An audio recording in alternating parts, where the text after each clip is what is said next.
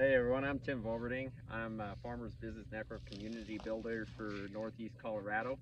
And I'm here today to give you an update on some weeds that we're facing here after wheat harvest.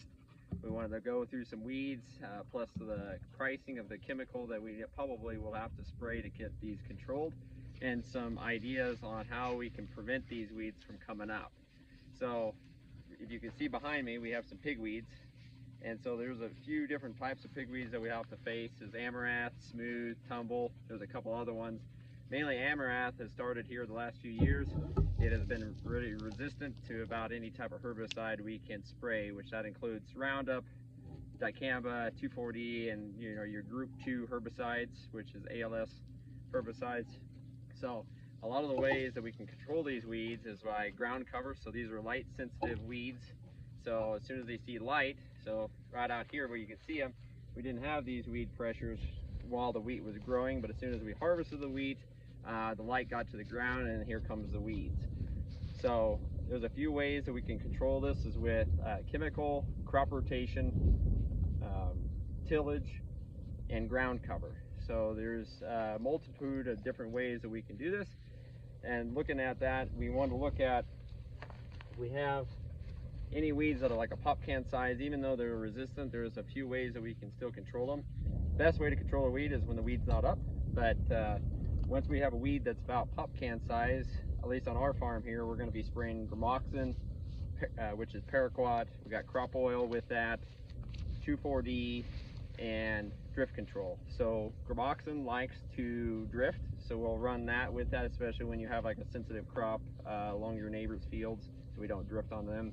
Oil is a really good thing that allows that to spread better, since paraquat is it's just a contact killer, so it just kills the cells immediately. So you want to spread that oil, spread that herbicide over very efficiently. And the 2,4-D, between that and the paraquat, kind of slows it down a little bit, so it kind of burns at a slower rate, so it doesn't just burn off right away. Another option is atrazine, which that can take the place of 2,4-D, but since this field is going to go to edible beans next year, we won't run any atrazine. So we will be heading to the shop here in just a little bit, give you guys an idea on some pricing that we can save you guys on your farm. Hey everyone, we came back from the field. We're in our shop now where we store all of our chemicals during the summer. Wanted to give you a little bit more of a precise breakdown of the chemistries that we talked about to control those pigweeds out in your stubble fields after harvest. So right here we have paraquat, which is a contact killer. We have our 2,4-D right here, and then we have our MSO oils, and we have our drift control agent. So at least on our farm, we want to be as efficient as we can with the herbicides that we're using.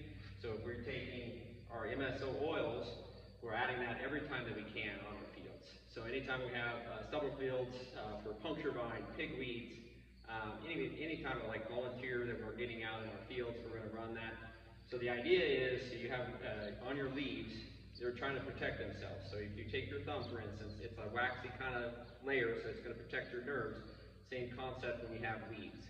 Because weeds, they need to protect themselves from your hail and from your sunlight. They're trying to protect themselves. So you want to be able to penetrate that, especially with paraquat, since it's a contact killer.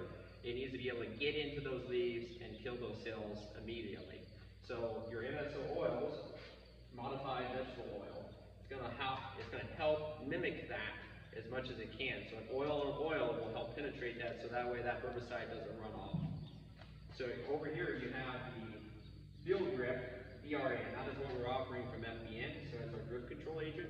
So with paraquat, we're usually running like that 15 to 20 gallon an acre range water per acre, and then you're having fine tip spray nozzles to get that better coverage. Well, with that better coverage, you're going to get drift, especially here in Colorado. We're going to get your 10, 15 mile an hour winds. You want to be able to keep that herbicide right in the field. So with that, this agent will help make those nozzles, those water droplets bigger, and so that way it keeps it in the field. I know everybody is worried about cost, so we have a breakdown right here of what this might cost us. So we have our paraquat, our MSO, our 2,4-D, and our drift control agent, or Field Grip. So with that, so you're looking at paraquat, you're looking at $4.23 an acre. MSO oil is $1.49. Our 2,4-D is 98 cents, and our drift control is $1.87. Now you're like, hey, MSO is actually not that expensive. So we're trying, at least on our farm, not to up our herbicide rate. We're gonna run on label to what we need. But by adding these other type of chemistries, we're gonna be able to get a better job at killing those weeds, especially with like pigweeds. If you wanna kill half of it, the other half will grow and then it'll become resistant to whatever you're spraying. So we wanna do a good job of when we're going out there to spray. And if you're looking, all this is on FBN's app. This is where I got it from. FBN is very transparent with their pricing. We sure save you guys money and do that with our transparency. So if you guys have any questions, you can get on the app, so you can download it. Go to the App Store, you can download it. You can go on FBN.com. You can see the pricing. Sign up is free for anybody that wants to be able to at least compare that. And at least you'll have some negotiating power with your local co-op. So we're here. If you have any questions, you can get me or my wife. Call us anytime. And we hope that you have an successful fall harvest. And then we will be doing more videos in the future when we see different types of weeds come up.